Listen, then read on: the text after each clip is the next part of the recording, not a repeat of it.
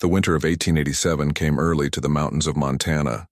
The sky stayed gray for days and the air felt heavy, like it carried the weight of everything unsaid in the world. Snow fell so thick that it covered fences, roofs, and even the old wooden sign that marked the narrow road leading to Clara Hensley's cabin. She had been living alone there for 2 winters now, since the day her husband had gone to the mines and never returned. Life had become quiet for Clara, too quiet sometimes. Each morning she rose before the light touched the peaks and wrapped herself in a wool shawl. Her cabin stood among a small grove of pines that whispered when the wind passed through them. She had her chores, feeding the chickens, chopping wood, hauling water from the frozen creek. There wasn't much else to do but keep busy and pray the winter wouldn't last forever. Clara had grown used to the silence that followed her.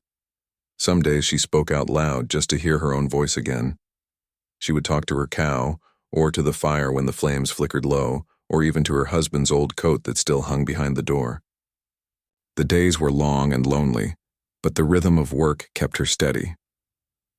One night near the end of December, a storm rolled in like a dark ocean wave. The wind howled through the trees, and snowflakes hit the windows like tiny hands knocking to come in. Clara added more wood to the fire and pulled her shawl tighter around her shoulders. She was used to storms, but something about that night felt different. The wind had a strange sound, not the usual cry of cold air, but almost like a voice. She told herself it was her imagination and tried to rest, but then she heard it again. Not the wind this time, but a thud. Faint, yet sharp enough to catch her attention. She stood up slowly, listening. The sound came again, from outside, near the barn. Clara hesitated. The last thing she wanted was to step into the freezing darkness, but she couldn't ignore the sound. She took her lantern, wrapped herself in her thickest coat, and pushed open the door. The cold air rushed in like an animal set free. Snow was falling hard, the kind that swirls and blinds you after just a few steps. She held the lantern high, squinting against the storm. For a moment, she thought she saw nothing but white, until she noticed a dark shape near the barn wall. Her first thought was that it might be a bear, or maybe one of her animals caught in the cold, but as she came closer, she saw the shape move slightly, then slump again. Her heart jumped. It was a man. He was lying half buried in snow, his coat stiff with frost, his face pale and still. Clara knelt beside him, brushing the snow away. His eyes were closed and his lips looked blue. For a moment she feared he was gone, but then she saw a faint breath cloud the air. "Oh, dear Lord," she whispered. Without thinking, Clara hooked her hands under his arms and pulled with all her strength. He was heavy, far heavier than she expected, and her boots slid on the ice as she struggled to drag him toward the cabin. The snow made it hard to see, but somehow, step by step, she managed. By the time she reached the porch, her hands were numb, and her breath came in short gasps. She pushed the door open with her shoulder and dragged the man inside. The warmth hit them both like a wave. She laid him near the fire, then hurried to shut the door before more cold could sneak in. The man's clothes were soaked through. His coat had a tear across the side, and his hands looked rough, as though they had seen years of hard work. Clara grabbed a blanket from her bed and wrapped it around him. She took off his boots and placed his feet near the fire, rubbing them gently to bring warmth back. For a long while, the man didn't move. Clara kept feeding the fire, watching his chest rise and fall in slow rhythm. Finally, after what felt like hours, his eyes fluttered open. He looked around, confused, and his gaze landed on her. "Where?" His voice came out hoarse, barely above a whisper. "You're safe," Clara said softly. "You were out in the storm. Rest now. You're lucky to be alive." He blinked, trying to focus. "I didn't mean to trouble you." "You're no trouble," she said quickly. Anyone would have done the same. But even as she said it, she knew that wasn't true. Not everyone would have opened their door to a stranger in the middle of the night, especially not in these parts where danger often wore a polite smile. The man tried to sit up, but she placed a gentle hand on his shoulder. Don't move yet. You need warmth first. After a pause, he nodded. Thank you. They stayed quiet for a while, listening to the crackle of the fire. The storm roared outside, but in the cabin it felt almost peaceful. Two strangers sharing a fragile moment of calm. When Clara finally asked his name, he hesitated before answering. Eli, he said at last. Eli Ward. She repeated it, as if testing how it sounded in the room. Eli Ward. I'm Clara Hensley. He gave a faint smile, the kind that barely touched his eyes. I owe you my life, Mrs. Hensley. You just rest, she replied, standing up to pour him a cup of water. We'll speak more when the morning comes.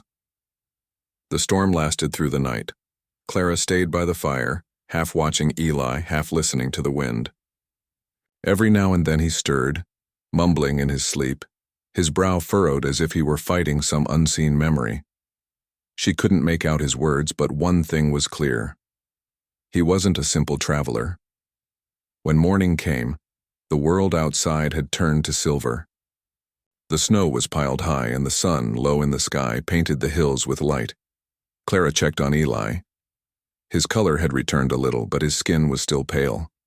She noticed a dark stain near his side, not from dirt, but something deeper. It took her a moment to realize it was blood.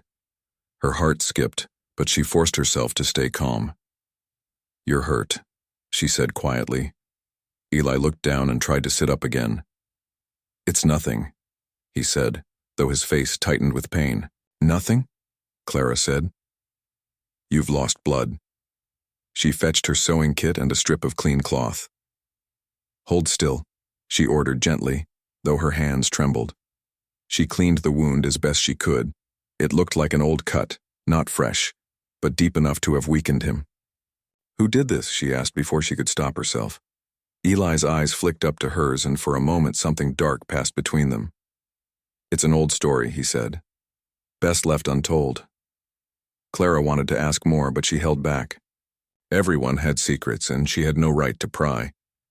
Still, something about him unsettled her. His hands, though rough, looked used to handling tools, or maybe weapons.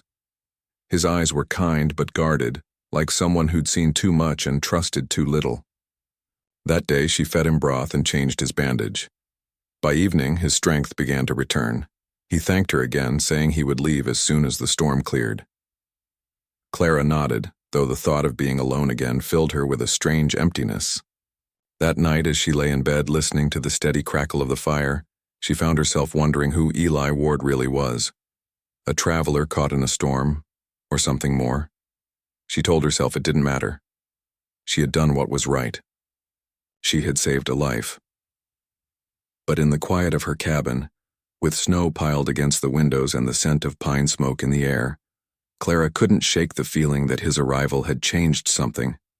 The world outside was still frozen, silent, and white, but inside her something had started to stir. It wasn't fear exactly, and it wasn't yet love. It was something in between, a soft, uncertain warmth, like the first hint of spring buried beneath the snow. The storm outside the cabin lasted for 2 more days. Snow covered the small valley like a thick white blanket, and the world felt far away, silent, still, and endless. Inside, the fire kept burning, casting warm light across the wooden walls. Clara moved quietly between her chores and the man who now lay resting on her bed, Eli Ward. That was his name. He slept for long hours at first. Sometimes he muttered a word or two in his dreams, names Clara didn't know, or short broken phrases that didn't make sense. When he woke, he tried to act calm, but his eyes told another story. There was something behind them, a tiredness that didn't come just from the cold. By the 3rd morning, Eli could sit up on his own. Clara served him a bowl of soup, and he smiled softly as he took it. I don't know how to thank you, ma'am, he said, his voice still rough but steady. If not for you, I'd have frozen out there. Then it's good you found my barn, Clara replied. You can stay till the snow clears. No one should travel in weather like this. He nodded, glancing toward the window. Snowflakes still fell in lazy swirls, bright against the pale light of morning. You live here alone?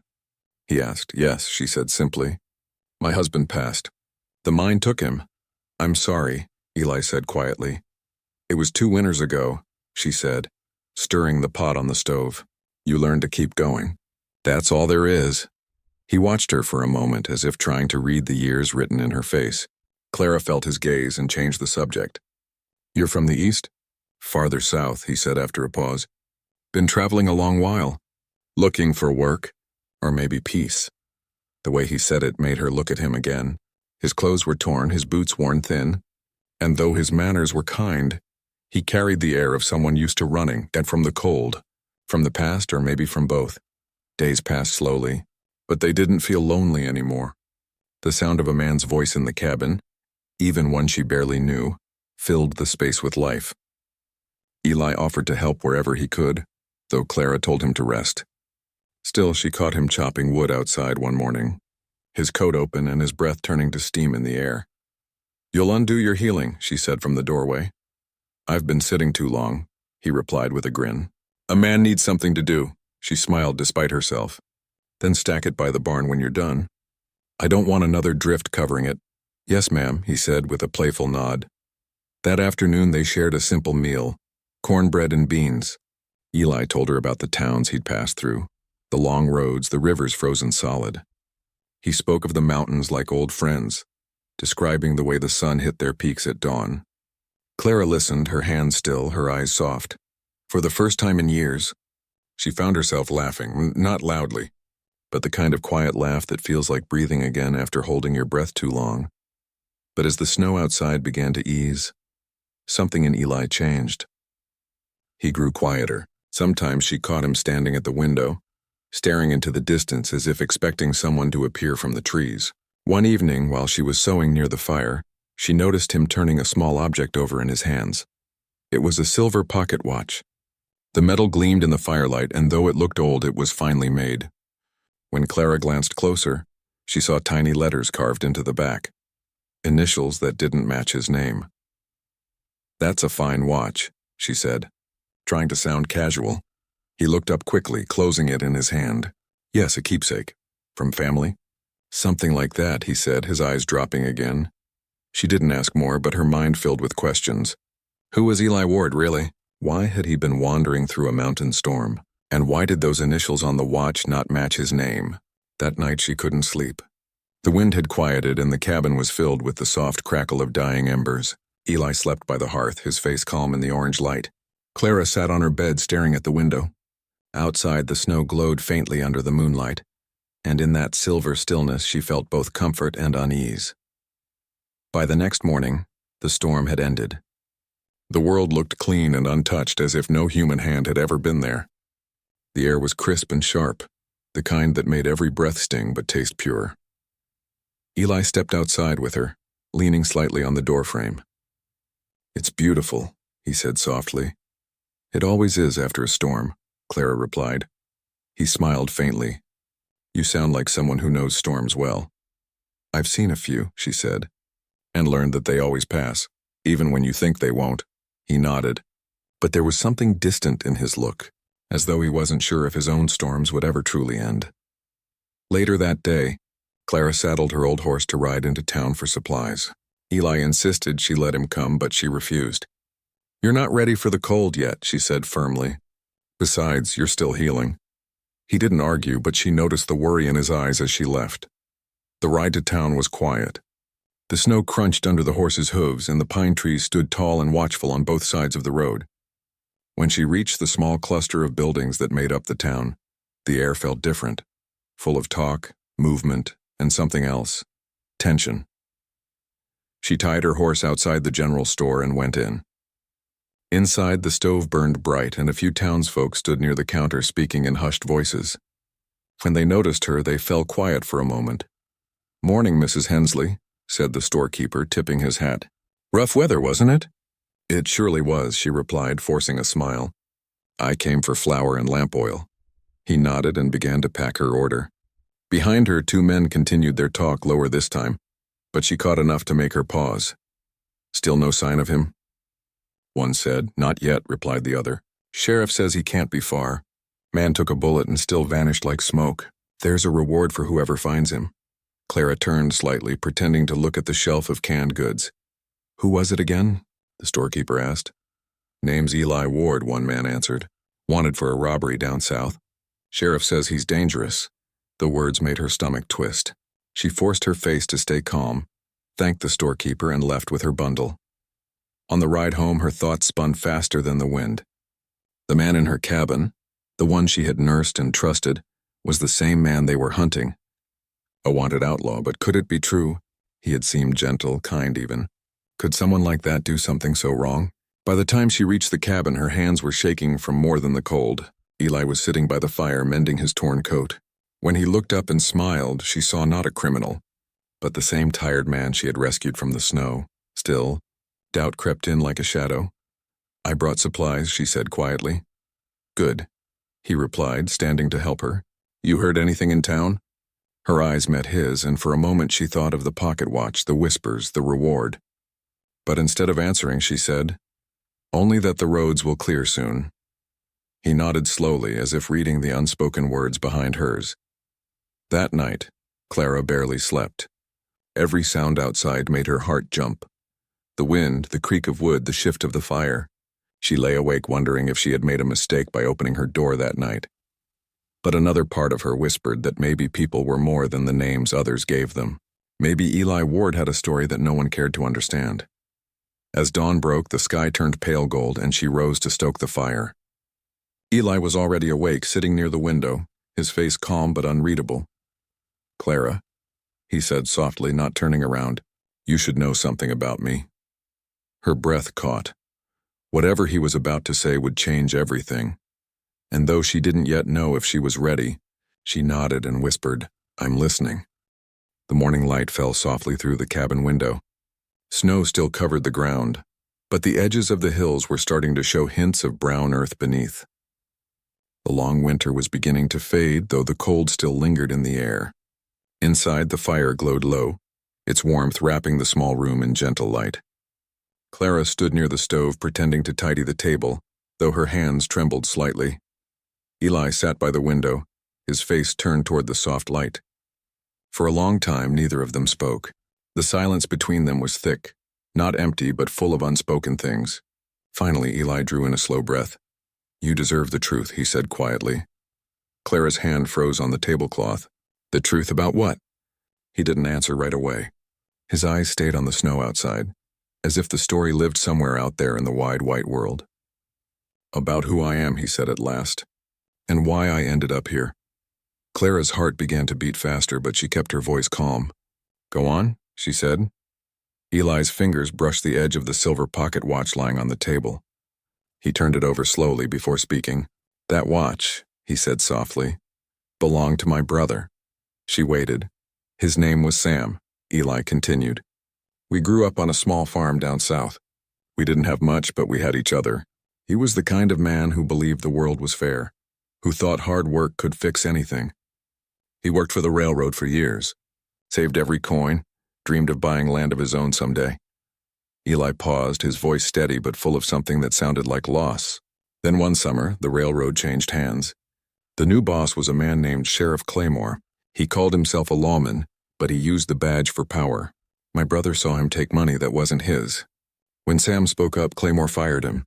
A week later, Sam was found in the river. Clara felt the air leave her chest. She looked at Eli's face, not hard or angry, but tired, like someone carrying too many winters in his heart. They said it was an accident, he went on, but I knew better. Everyone did.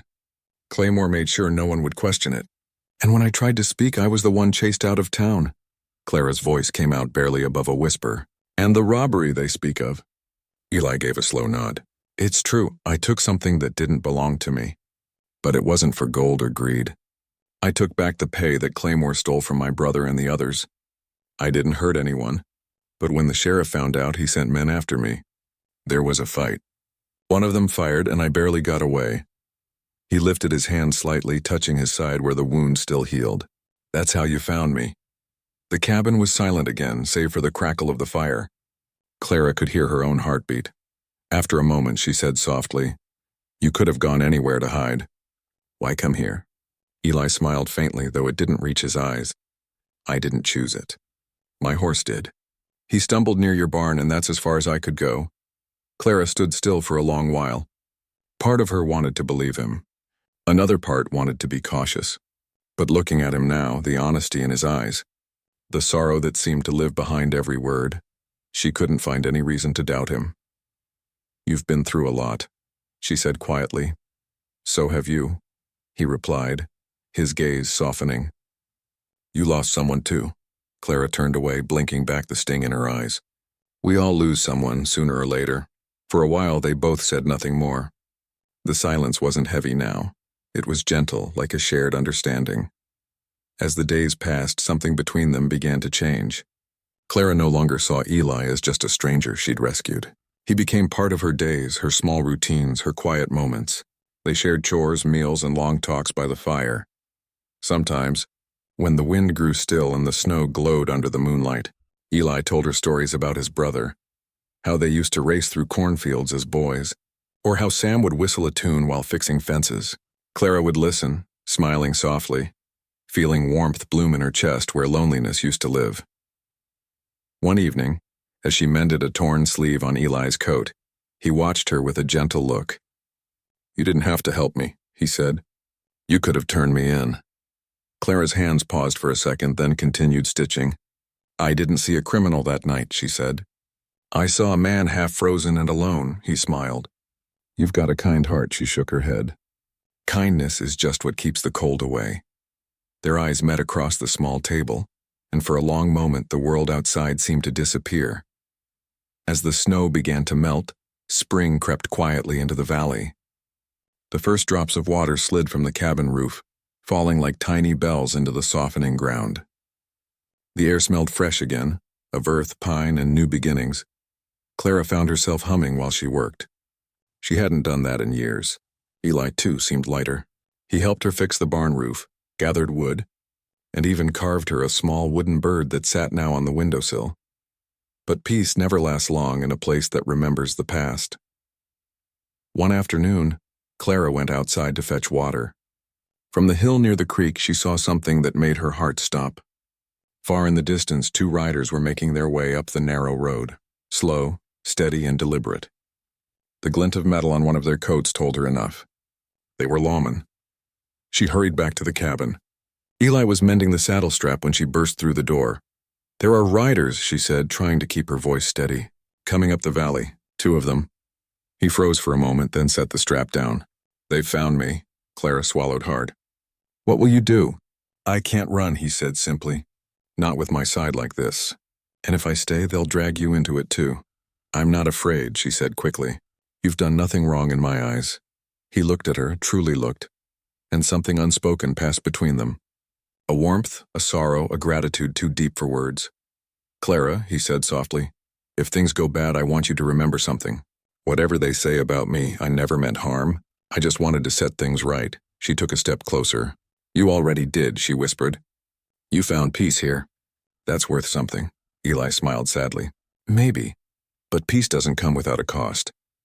Outside, the sound of horses grew louder. Clara's heart pounded as she glanced toward the window. She could see the figures now. 2 men, one wearing a wide coat and a badge that caught the light. She turned back to Eli. "What if we talk to them? Explain everything?" "They won't listen," he said quietly. "Men like Claymore's kind never do." Clara felt her throat tighten. She wanted to believe there was another way, that truth and kindness could save him the way she once saved him from the cold. But deep down she knew the world didn't always work that way. Eli stood and took her hand gently. "No matter what happens," he said, "thank you for giving me more kindness than I ever thought I deserved." Her eyes filled with tears, but she nodded. "You don't need to thank me, Eli. You just need to live." He smiled faintly, and for a moment the room felt filled with something almost like hope. But outside, the crunch of boots on snow told them that time had run out. As the men's shadows crossed the frosted ground toward the cabin, Clara's heart raced. The world had shifted again, from peace to fear, from quiet to the edge of something uncertain. Inside, Eli's hand tightened around the silver watch in his pocket. He turned once toward the window, where the first hints of spring sunlight touched the hills, and whispered something Clara couldn't hear. Then he looked back at her and said, "It's time." The knock on the door came sharp and steady, and as the sound echoed through the cabin, Clara knew that everything, the long winter, the quiet days, the unspoken bond between them, was leading to this moment. The knock on the door echoed through the small cabin like thunder rolling down from the mountains. For a moment, Clara and Eli just stood still, listening to the silence that followed. The fire flickered softly, throwing light across their faces. Outside, the sound of the horses snorting broke the still air. Clara looked at Eli. His eyes were calm, though she could tell his heart was not. "I'll answer," she said in a steady voice. He shook his head. "Let me." Before she could protest, he stepped forward and opened the door. Cold air rushed in, and snowflakes danced across the floor. Two men stood outside, one tall and broad with a dark coat and a steel badge on his chest, the other younger, holding a small notebook. "Morning," the tall man said, his voice sharp. "We're looking for a man named Eli Ward." Eli didn't flinch. "Then you found him." Clara's breath caught. The man's eyes narrowed. "So you admit it. Sheriff Claymore's been looking for you since the robbery in Carson County." "I'm not hiding," Eli said simply. "I'm healing." The younger deputy looked around the small cabin, taking in the blankets, the fire, and Clara standing a few steps behind. "You been helping him, ma'am?" he asked. Clara lifted her chin. "I found him half dead in the snow. I did what any decent person would do." The sheriff gave a slow, tight smile. "You've got a good heart, Mrs. Hensley. But this man's wanted for theft and then worse." Eli's voice stayed calm. "I never harmed anyone. I took back what that sheriff stole from my brother. That's the truth." The lawman stepped closer. "That's not how the law sees it." The tension in the air felt thick as the clouds before a storm. Clara's fingers gripped the edge of the table, but she said nothing. "Let me go with you," Eli said quietly. "No trouble. Just let the lady be." The sheriff studied him for a moment, then nodded. "Fine, grab your coat. You'll come with us to the town. We'll see what the judge says." Eli turned back toward Clara. Their eyes met, and for a moment, the room felt too small for all that passed between them. Sorrow, gratitude, and something deeper that had never been spoken aloud. "Clara," he said softly, "thank you for everything." She wanted to say 1,000 things and to tell him not to go, to tell him the world was wrong about him, but her throat closed around the words. All she managed was, "You don't owe me thanks. You just owe yourself a chance to be free." He smiled faintly and stepped outside. The door closed behind him, leaving a silence so deep it felt like the world had stopped breathing. Clara stood by the window long after they rode away. The trail of their horses cut dark lines through the snow. For a long time she couldn't move. Her heart ached with something she couldn't name, a mix of fear, loss, and quiet hope that somehow Eli would find his way back. The days that followed were slow and heavy. She tried to focus on her chores, but her thoughts kept drifting back to him. His quiet laughter, the sound of his voice, the way he'd fixed the door that always stuck in the cold. The cabin felt emptier than ever. A week passed, then another. Spring was finally breaking through the last of the frost. Streams began to run again, and the sound of melting snow filled the valley. Life was returning to the land, but not to Clara's heart. Then one afternoon, as she was gathering firewood, she heard the faint echo of hoofbeats. At first she thought it was just another traveler passing by, but as the sound grew nearer, her pulse began to race. She set down the wood and looked toward the road. A single horse approached, moving slowly, carefully, and on its back was a man she knew too well, Eli. His clothes were torn, his hat gone, and his face pale, but he was alive. Clara ran forward as he slid from the saddle, barely keeping his balance. "Eli," she cried. "What happened?" He smiled weakly. "I couldn't stay there," he said. "They weren't taking me to town, Clara. They were taking me back to Claymore himself." Her breath caught. "You escaped?" "I had to," he said. "The younger one let me go.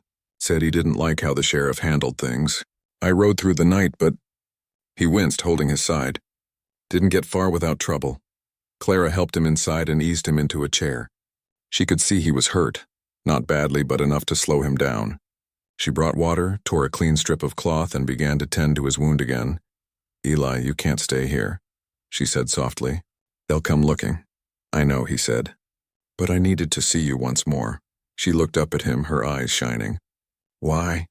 He smiled, that same gentle smile she had come to know so well. "Because you were the only light in a world that had gone dark." Her heart ached at his words. "Don't say that. You'll have more chances. You can go north, maybe cross the border. Start again. I might, he said. If I make it that far. Clara wanted to believe he would. She wanted to believe the world would show him mercy.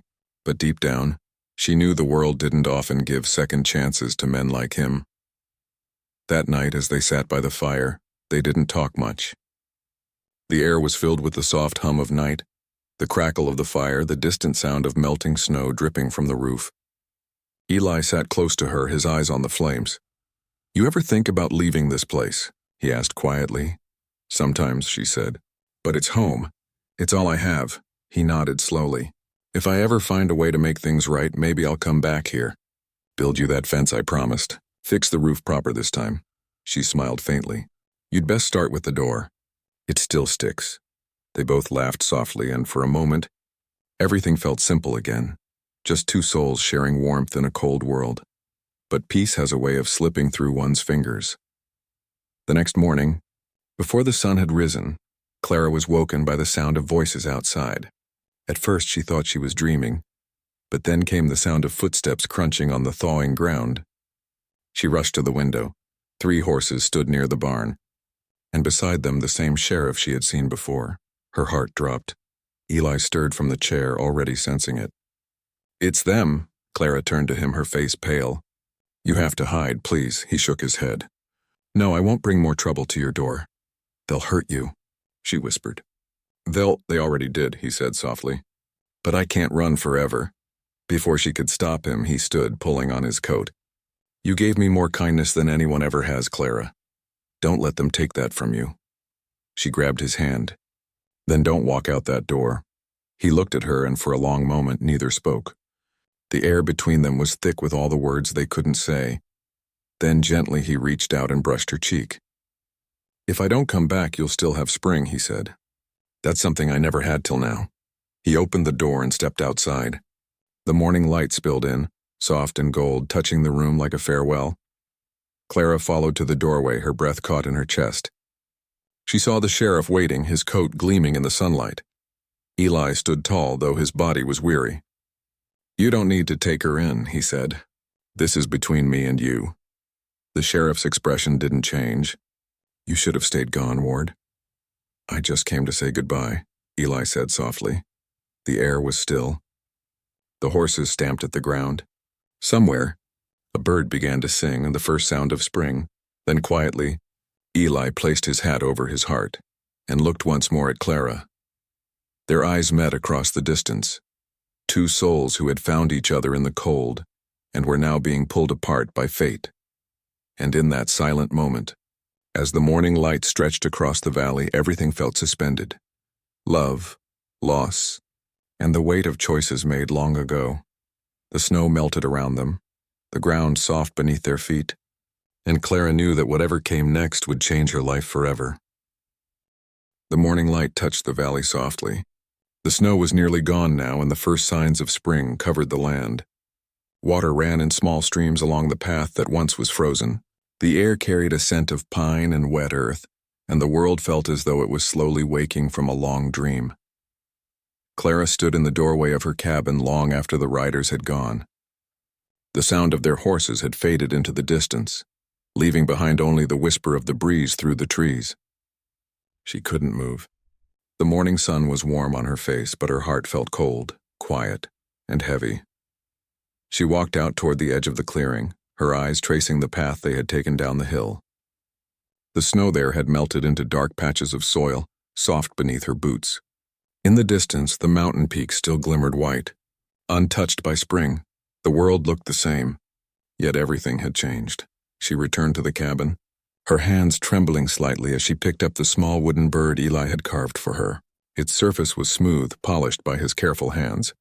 She turned it over in her palm, remembering his quiet laughter, the way his eyes softened when he spoke, the warmth he brought into a home that had known only silence. For days after he left, Clara could not find peace. Each time the wind brushed past the windows, she thought she heard his voice. Every creak of the wood floor made her look toward the door. At night, she sat by the fire until it burned low, staring into the flames and seeing his face in their glow. But as spring deepened, life began to stir again around her. The birds returned, their songs bright and sweet. The pines whispered new life into the wind. The small patch of earth behind the cabin began to show signs of green. One morning, as she was tending the fire, she saw movement at the edge of the trees. For a moment her heart jumped, thinking it might be Eli, but it was only the young deputy, the same one who had come with the sheriff. He approached slowly, his hat in his hands. "Mrs. Hensley," he said softly. Clara stepped outside. "You found him, didn't you?" she asked, her voice calm, though her heart already knew the answer. The deputy lowered his eyes. "We did," he said quietly. "It happened near the river crossing. He didn't fight, just looked at the water for a long time. Then he asked me to bring you this." He handed her something small wrapped in a cloth. Her fingers shook as she unfolded it. Inside was Eli's silver pocket watch, the one engraved with his brother's initials. "He said you'd understand," the deputy said.